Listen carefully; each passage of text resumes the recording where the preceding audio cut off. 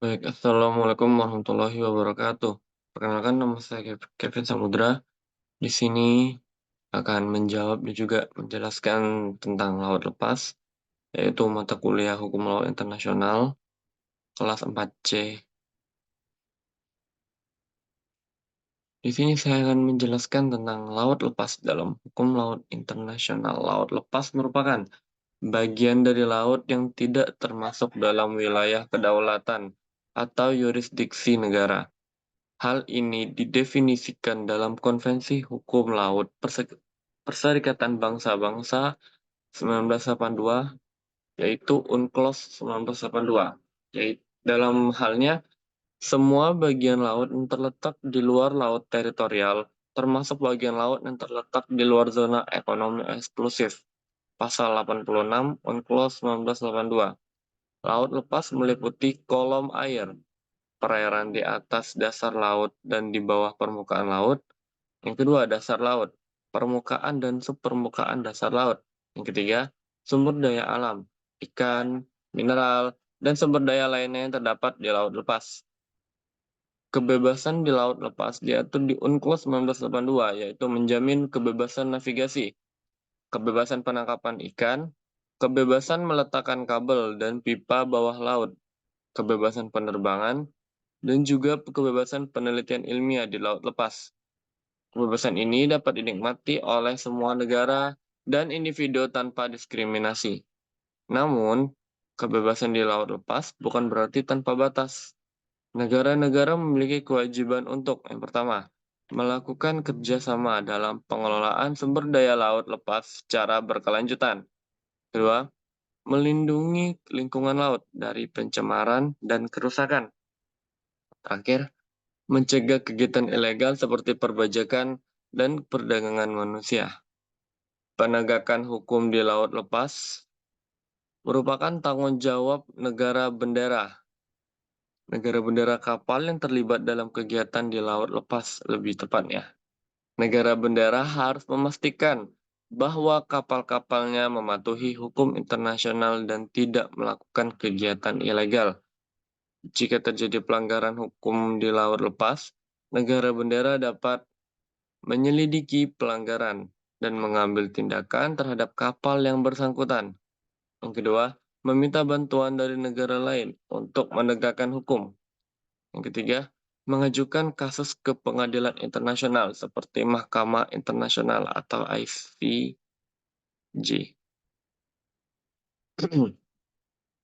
Tantangan pengelolaan laut lepas. Pengelolaan laut lepas masih menghadapi beberapa tantangan antara lain penangkapan ikan berlebihan. Penangkapan ikan yang berlebihan dapat menyebabkan kerusakan stok ikan dan ekosistem laut. Pencemaran laut. Pencemaran laut dari sumber daya darat dan laut dapat membahayakan kesehatan manusia dan lingkungan laut. Kegiatan ilegal. Kegiatan ilegal seperti pembajakan dan perdagangan manusia masih terjadi di laut lepas.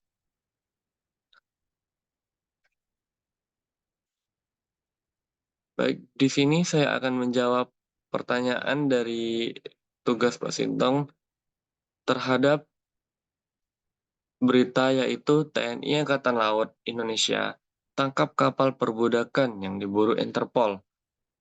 Terkait penangkapan yang dilakukan TNI AL di laut lepas ini, apakah sah menurut hukum laut internasional? Legalitas penangkapan kapal perbudakan oleh TNI AL di laut lepas secara umum dibenarkan menurut hukum laut internasional jika memenuhi beberapa syarat. Yang pertama, bukti perbudakan. Di berita dikatakan bahwa masih menjadi dugaan bahwa kapal tersebut bukti perbudakan. Dan juga bila ada bukti perbudakan menunjukkan adanya praktik perbudakan di atas kapal seperti pernyataan dari para ABK yang mengalami perlakuan tidak manusiawi, penemuan kondisi kerja yang tidak layak dan eksploitasi ABK, dan juga bukti dokumentasi yang menunjukkan praktik perbudakan, maka penangkapan TNI AL di laut lepas dapat dibenarkan menurut hukum laut internasional. Kedua, yurisdiksi.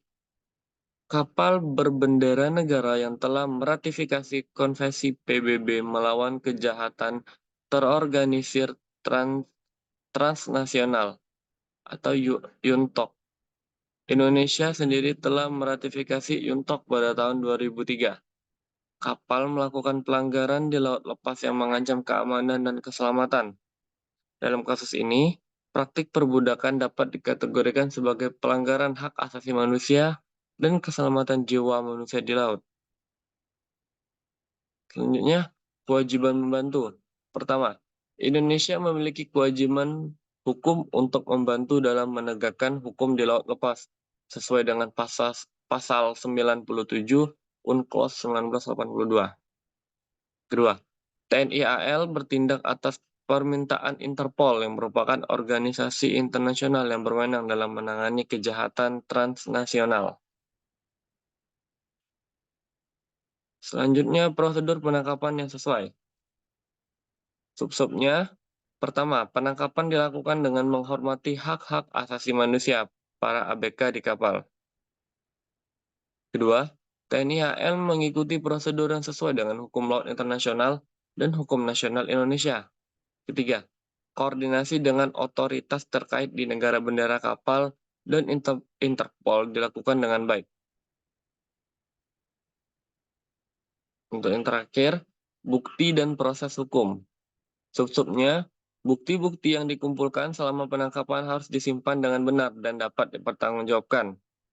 ABK di kapal harus diberikan akses kepada perwakilan hukum dan layanan kesehatan yang layak. Dan juga, proses hukum terhadap para pelaku perbudakan harus dilakukan secara adil dan transparan.